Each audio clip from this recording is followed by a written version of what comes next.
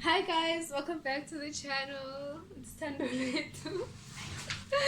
I'm so nervous, but today is the big day of the YouTube event in Waterfront, and my friend is going with me. She's accompanying me. I'm actually in her room right now, and I'm so excited. We have our outfits planned. I'm gonna do my makeup, all of that. Just eating grapes right now and waiting for the time. It is currently like 11 o'clock. We're leaving at 3 and the event starts at 4. Like we have to be there at 4 for 4:30. So basically what the event is about is for new starting YouTubers. So basically they told us to bring our phones or cameras, whatever, like our filming equipment. They're going to teach us how to edit, how to advertise your brand, how to grow your brand, how to get more subscribers, more followers, more business, basically how to generate money using YouTube. And also they told us, in light of the coronavirus, we must bring hand sanitizer if we have it or whatever. They're going to space out, they have things that they've put in place, like a strategy in order to like keep us safe while we're at the event. So yeah, basically we're just trying to stay safe, have fun, not panic about coronavirus, because that is not the goal. Okay, 2020, we are here. And yeah, you guys, so excited.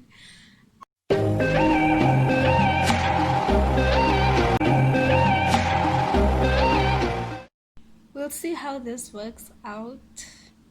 And then these jeans with the rip along the knees. And then I'm still debating if I'm going to wear this sweater on top, if it's cold, and then just pop the collar over here and then the bottom of the shirt. And then I have my jewelry. Got these at Lovisa. And then brushes from Mr. Price. I have a contour and a blush palette from Mr. Price as well. These were very affordable. All my makeup, I got it for just over 500 rand. And then I got these at Clicks. Smudge. Okay, let it focus. Anyway, I got this brow kit at Pep, and then Machineni, and then Clicks, Mr. Price. I should have bought brown, but I bought blacks, so I have to go back and buy the brown ones because black is too dark. And then I have this smudge primer as well. All of this was very affordable, you guys. And then of course makeup wipes, because I'm a beginner and mistakes happen. This was only 175 rand. This is an amazing palette. Like, do you see that it has looks for every single occasion? So yeah. Oh, and I forgot the shoes. Okay, and then these are the shoes. These were 100 rand at Jet. I got them last year. If you go on my Instagram, there's one picture on my Instagram, and I was wearing these shoes at that event. And then this is the bag that I got. So much orange. Everything is just so bright. We'll see how it works out. I'm thinking of doing a neutral, quiet kind of eye color look.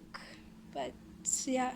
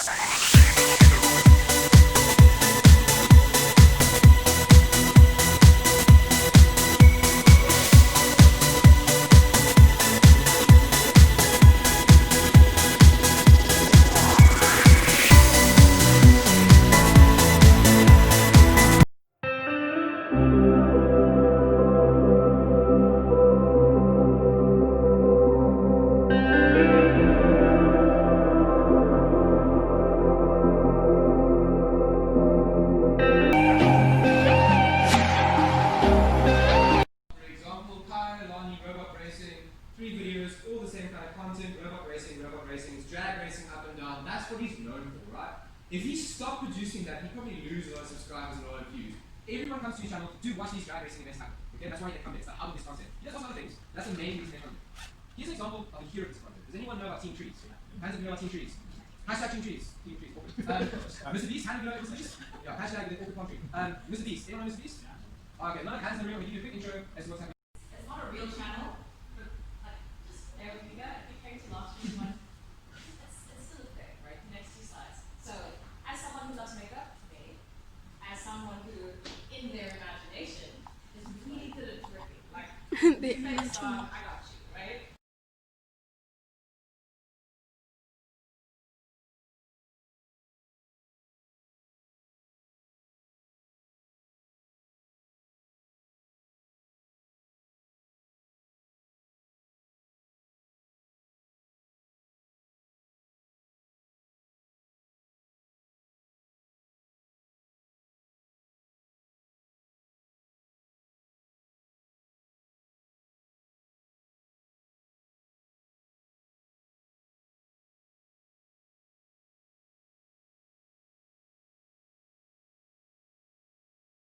Preposition, right?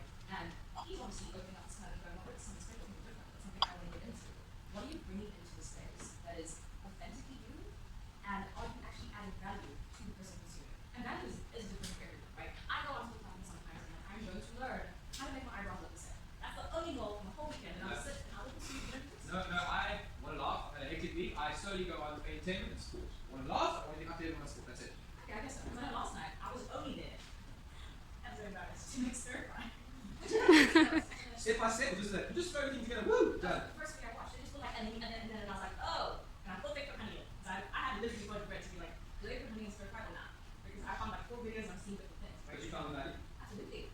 And I'm still alive and I ate it. Which means that it clearly was a success. But value is different for everyone, right? Are you teaching them something? Are you entertaining? Are you just provoking people? That's, people find value in that too. You find conspiracy theorists and that kind of stuff. Are you inspiring people? Are you uplifting? Because of how people understand social media influences, like at the moment on Instagram, the ones that move on to YouTube, makeup and fashion. 5-minute crafts. Crafting in DIY. The format is quick, short examples, no presenter. It's meant to be 5 minutes in length. It's actually 15 minutes. The idea is you can make anything that show you within 5 minutes. Passion, life hacks. All they do is try and show you crafts that are going to change your life, apparently, right? That's their content combination. No presenter, good fast-paced music, quick and short example. Also try and consider, would you move to action watch these things and one of those actions, right? So 5-minute craft, you can watch that and not make the thing, but you can enjoy these videos and go, oh, that's different, right? With Suzelle, it's a little bit different because you can literally watch it and do what she's doing. So she's also crafting in DIY. However, we all know who Suzelle is because she has that proud East African flair in her, right? She aimed for us as her audience, not international audience. She wanted to bring you a broad pie, right? She knows exactly she's playing for East African audience. That's the format she's playing. Make sure that everything I do has East African swing to it, not just creating it for the sake of creating it. And it's step by step. She makes sure that you don't miss out on what she's doing. The hope is that you get the value and actually create it. And the passion is helping them. She really does want to help you, and she also wants to entertain you. She wants to make you laugh as South African and feel the symbioticness between you and the viewer. You know she's aiming at you, you're South African. She's not intending for someone in the UK to watch her video and be inspired. If it happens, great. She's aiming for us, right? That's her format. I want it to be proudly South African.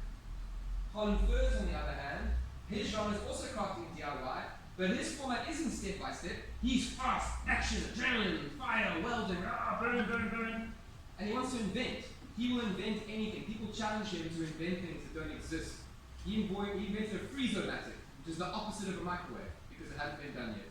Because in the microwave, it freezes it as opposed to defrosting it, right? And that came from a viewer-led conversation. They all craft, guys. They all go through the same process in terms of, I want to create something, here's how you create it, here's the finished product, right? The crafting DIY space. but they all do it differently. Every single one of them. Do you think they're all trying to speak to the same people? No. When we spoke about all our audience and finding who that person is, they're not all geared to at least attract me. Of all of them, I'm like, Suzelle, I've got you. I can give you a minute or two. The other guy, I'm a crazy shy based on the things that I consume, right? But I know the things my brother said to me. He would watch for hours and not hold it. Yeah, just watch it. Just watch it. So looking out for different people, even though you're within the same category and within the same genre. So take a second for yourself now, write it down, and answer these questions. And don't just answer it in your head because it doesn't become tangible. Write it down. What is your genre? What are you hoping to do? Is it lifestyle? Is it vlogs? Is it journalism? Is it sport? What is that genre? What are you hoping to play into? Right? That's the general mass appeal. Talk about sport, people who like sports, who like your channel.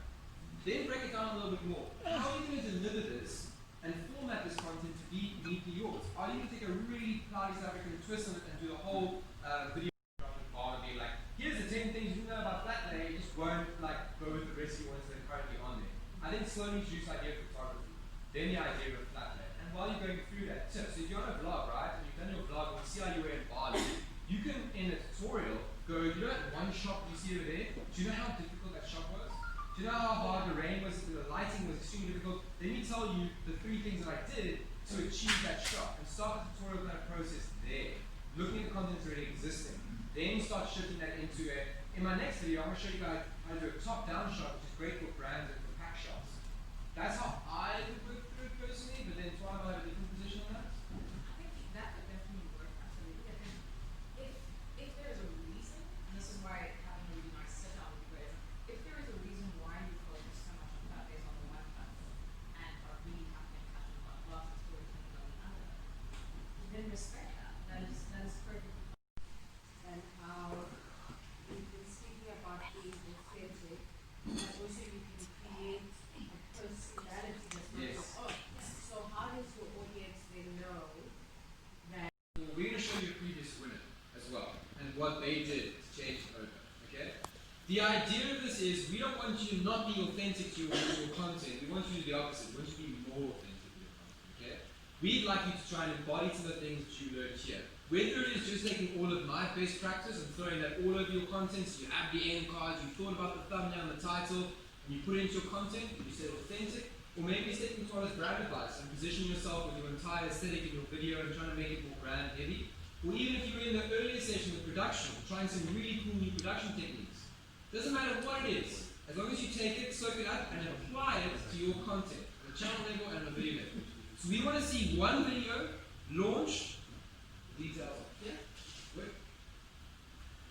one unique piece of content on any social media. I want to have you guys see. I hope you learned something.